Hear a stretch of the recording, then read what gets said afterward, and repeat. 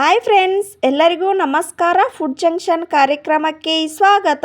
Friends, ಇವತ್ತು ನಾನು ಉತ್ತರ ಕರ್ನಾಟಕದ ಸ್ಪೆಷಲ್ ರೆಸಿಪಿಯಾದ ಉದುರು ಜುನ್ಕಾನ ಮಾಡ್ತಾ ಇದ್ದೇನೆ. ಇದರ ಟೇಸ್ಟ್ ಅಂತೂ ತುಂಬಾ ಸೂಪರ್ ಆಗಿರುತ್ತೆ. ಮಾಡೋ ವಿಧಾನ ಕೂಡ ತುಂಬಾ ಸಿಂಪಲ್ ಆಗಿದೆ. ಫ್ರೆಂಡ್ಸ್, ನಾವು ಎಲ್ಲಾದರೂ ಪ್ರವಾಸಕ್ಕೆ ಹೋಗಬೇಕಾದಾಗ ಅಡುಗೆ ಮಾಡುವ ಚಿಂತೆಯಲ್ಲಿ ಇರ್ತೀವಿ.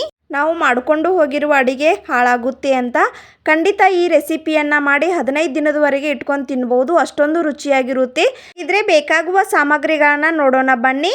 ಕಡಲೆ ಹಿಟ್ಟು, ಬೆಳ್ಳುಳ್ಳಿ, ಅರಿಶಿನ ಪುಡಿ, ಚಿಲ್ಲಿ ಪೌಡರ್, ಉಪ್ಪು, ಬಿಳಿ ಎಳ್ಳು, ಜೀರಿಗೆ, ನಿಂಬುಹಣ್ಣು, ತುರಿದ ಕೊಬ್ಬರಿ, ಕರಿಬೇವು ಸೊಪ್ಪು. ಮೊದಲಿಗೆ ನಾನು ಮಿಕ್ಸಿ ಜಾರನ್ನು ತೆಗೆದುಕೊಂಡು ಒಂದು ಗಡ್ಡಿ ಬೆಳ್ಳುಳ್ಳಿ ಸಿಪ್ಪಿಯನ್ನು ತೆಗೆದು ಇಟ್ಕೊಂಡು ಮಿಕ್ಸಿಗೆ ಹಾಕಿಕೊಳ್ತಾ ಇದ್ದೇನೆ. ನಂತರ ಕರಿಬೇವು ಸೊಪ್ಪನ್ನು ಹಾಕಿಕೊಂಡು ಗ್ರೈಂಡ್ ಮಾಡಿಕೊಳ್ಳಿ.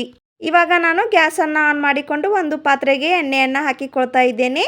ಎಣ್ಣೆ ಸ್ವಲ್ಪ ಬಿಸಿ ಆದಮೇಲೆ ಚಿಟಿಕೆ ಜೀರಿಗೆಯನ್ನು ಹಾಕಿಕೊಳ್ಳಿ. ಫ್ರೆಂಡ್ಸ್, ಎಣ್ಣೆ ಸ್ವಲ್ಪ ಜಾಸ್ತಿನೇ ಹಾಕಿಕೊಳ್ಬೇಕು, ಏಕೆಂದರೆ ನಾವು ಉದುರು ಜುನ್ಕಾ ಮಾಡ್ತಾ ಇದ್ದೀವಲ್ವಾ. ನಂತರ ಕರಿಬೇವು ಸೊಪ್ಪನ್ನು ಹಾಕಿಕೊಳ್ಳಿ.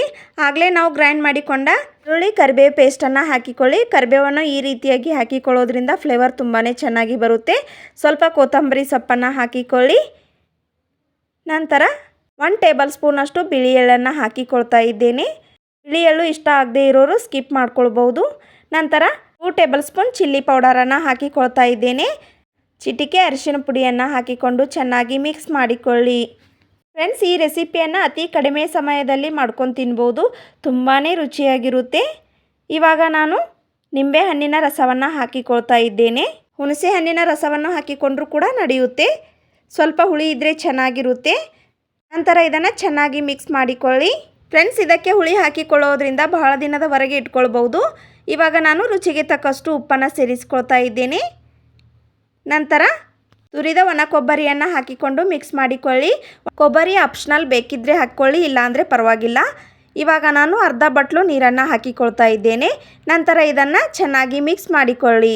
ಫ್ರೆಂಡ್ಸ್, ಇವಾಗ ನಾನು 1 ಟೇಬಲ್ ಸ್ಪೂನಷ್ಟು ಸಕ್ಕರೆಯನ್ನು ಹಾಕಿಕೊಳ್ತಾ ಇದ್ದೇನೆ.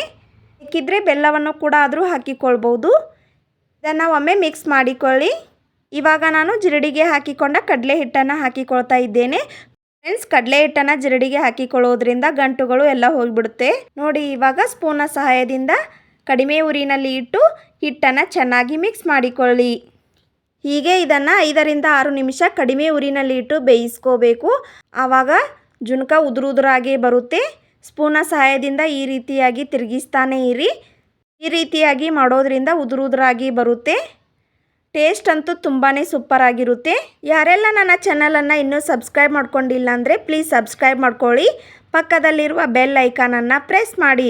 ನೋಡಿ ಫ್ರೆಂಡ್ಸ್, ಇವಾಗ ಸ್ವಲ್ಪನೇ ಉದುರಾಗ್ತಾ ಇದೆ. ಫ್ರೆಂಡ್ಸ್, ಈ ರೀತಿಯಾಗಿ ಮಾಡಿಕೊಳ್ಳೋದ್ರಿಂದ ಬೇಗ ಕೂಡ ಹಾಳಾಗುವುದಿಲ್ಲ. ಎಲ್ಲಾದರೂ ಹೊರಗಡೆ ಹೋಗಬೇಕಾದ್ರೆ ಈ ರೆಸಿಪಿ ನಮಗೆ ತುಂಬಾ ಯೂಸ್ಫುಲ್ ಅಂತಲೇ ಹೇಳ್ಬೋದು. ಒಮ್ಮೆ ನೀವು ಈ ರೆಸಿಪಿನ ಮಾಡಿ ನೋಡಿ, ತುಂಬಾ ಇಷ್ಟಪಡ್ತೀರಾ. ಪದೇ ಮಾಡ್ಕೊಂಡು ತಿಂತೀರಾ, ಅಷ್ಟೊಂದು ರುಚಿಯಾಗಿರುತ್ತೆ. ಈ ರೀತಿಯಾಗಿ ಬಂದರೆ ಗ್ಯಾಸನ್ನು ಆಫ್ ಮಾಡ್ಕೊಳ್ಳಿ. ಇದನ್ನು 15 ನಿಮಿಷ ಆರಲು ಬಿಡಿ. ನೋಡಿ, ಇವಾಗ ನಾನು 15 ನಿಮಿಷದ ನಂತರ ತೋರಿಸ್ತಾ ಇದ್ದೇನೆ ಎಷ್ಟು ಚೆನ್ನಾಗಿ ಉದುರಾಗಿ ಬಂದಿದೆ ಅಂತ. ನೋಡಿದ್ರಲ್ಲ ಫ್ರೆಂಡ್ಸ್, ಉದುರು ಜುನ್ಕಾನ ಹೇಗೆ ಮಾಡೋದು ಅಂತ. ಫ್ರೆಂಡ್ಸ್, ಈ ಉದುರು ಜುನ್ಕಾನ ರೊಟ್ಟಿ ಜೊತೆ, ಚಪಾತಿ ಜೊತೆ ತಿನ್ಬೋದು. ತುಂಬಾ ಟೇಸ್ಟ್ ಕೊಡುತ್ತೆ. ಯಾರಿಗೆಲ್ಲ ಈ ಉದುರು ಜುನ್ಕಾ ಇಷ್ಟ ಅಂತ ಪ್ಲೀಸ್ ಕಮೆಂಟ್ ಮಾಡಿ ತಿಳಿಸಿ. ಈ ರೆಸಿಪಿ ನಿಮಗೆ ಇಷ್ಟ ಆಗುತ್ತೆ ಅಂತ ಅನ್ಕೋತೀನಿ. ಖಂಡಿತ ನೀವು ಕೂಡ ನಾ ಹೇಳಿರೋ ವಿಧಾನದಲ್ಲಿ ಒಮ್ಮೆ ಟ್ರೈ ಮಾಡಿ. ಪದೇ ಮಾಡ್ಕೊಂಡು ತಿಂತೀರಾ, ಅಷ್ಟೊಂದು ರುಚಿಯಾಗಿರುತ್ತೆ. ಈ ರೆಸಿಪಿ ಇಷ್ಟ ಆದರೆ ಲೈಕ್ ಮಾಡಿ, ಶೇರ್ ಮಾಡಿ.